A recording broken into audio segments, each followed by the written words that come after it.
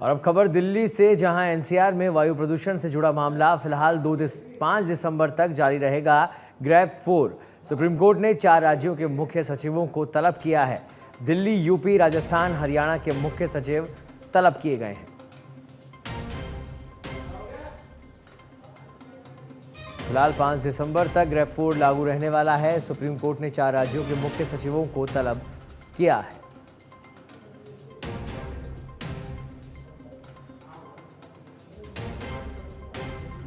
तो प्रदूषण की भयावह स्थिति से लड़ने के लिए कोर्ट ने 4 राज्यों के मुख्य सचिवों को तलब किया है। राजस्थान, हरियाणा, दिल्ली, उत्तर प्रदेश के मुख्य सचिवों को तलब किया गया है।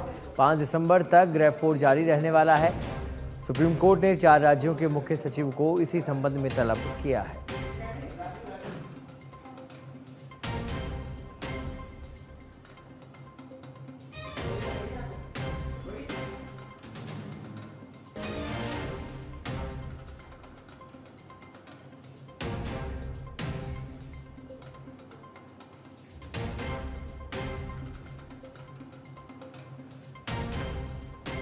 तो सुप्रीम कोर्ट ने 4 राज्यों के मुख्य सचिवों को तलब किया। 5 दिसंबर तक ग्रेप 4 लागू रहने वाला है। आपको बता दें कि दिल्ली, यूपी, राजस्थान और हरियाणा के मुख्य सचिवों को तलब किया गया है। आगे क्या रूपरेखा रहने वाली है प्रदूषण को लेकर, क्या रणनीति बनाई जाएगी, और फीडबैक लेने के लिए आज कोर्ट ने 4 राज्यों के मुख्य सचिवों को तलब किया है। और खबर पर अधिक जानकारी के लिए हमारे साथ जुड़ गए हैं पॉलिटिकल एडिटर राजीव तिवारी। राजीव, फिलहाल क्या कुछ रणनीति हाईकोर्ट की और क्या कुछ रणनीति 4 राज्य के मुख्य सचिव जिनको बुलाया गया है, हाईकोर्ट ने तलब किया है, क्या कुछ अपडेट इस खबर पर? बिल्कुल, देखिए, जो लगातार राजधानी दिल्ली एनसीआर में बढ़ता हुआ प्रदूषण है, यह चिंता का सबब बना हुआ है। और इसी को लेकर के कोर्ट द्वारा जो 4 राज्यों के सचिवों को जो है नोटिस भेजा गया है कि इस पर लोग अपने हिसाब से रिपोर्ट देंगे कि यह जो लगातार प्रदूषण बढ़ रहा है, इसको रोकने के लिए लंबे समय से कोर्ट द्वारा भी लगातार अलर्ट किया गया था, लेकिन उस तरह के एक्शन नहीं लिए गए, जिसकी वजह से पूरा दिल्ली एनसीआर जो है चैम्बर बना हुआ है।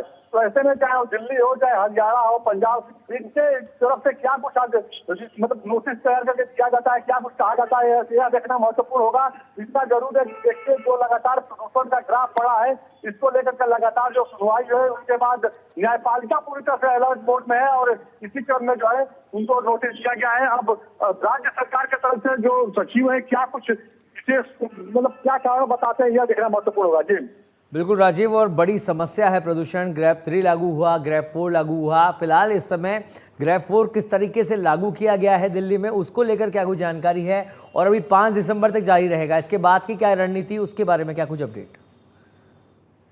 बिल्कुल, देखिए, ग्रेप 4 को लेकर सुप्रीम कोर्ट भी गंभीर है और सुप्रीम कोर्ट ने पहले ही इस बात को लेकर के अलर्ट कर दिया है कि जब तक प्रदूषण कम नहीं होगा और जब तक कहा नहीं जाएगा, तब तक ग्रेप 4 हटाए नहीं जाएंगे।